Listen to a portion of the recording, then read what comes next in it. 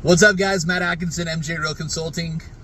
Wanted to share tip number 2 about sellers' objections when you're buying properties with seller financing.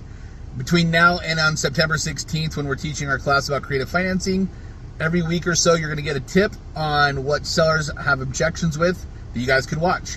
So this has to do with when they want your payment to be through an escrow company versus paying them directly.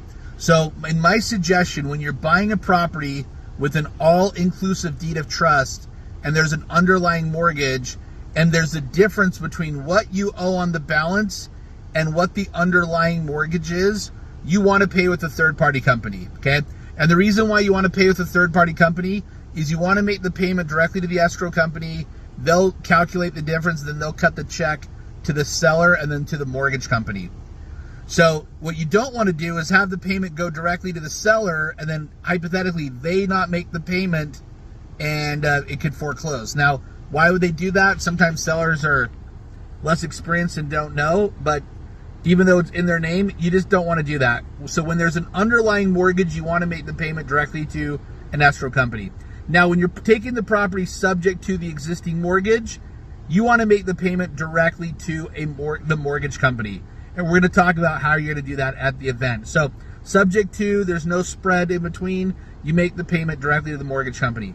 Now, when you have when you have a note and deed, that means the house is paid off free and clear. You're going to want to make that payment directly to the seller.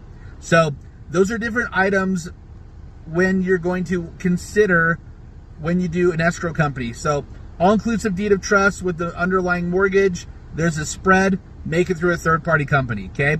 Number 2 is when there's an underlying mortgage, all-inclusive deed of trust, or subject to, there's not a spread, make it directly to the lender.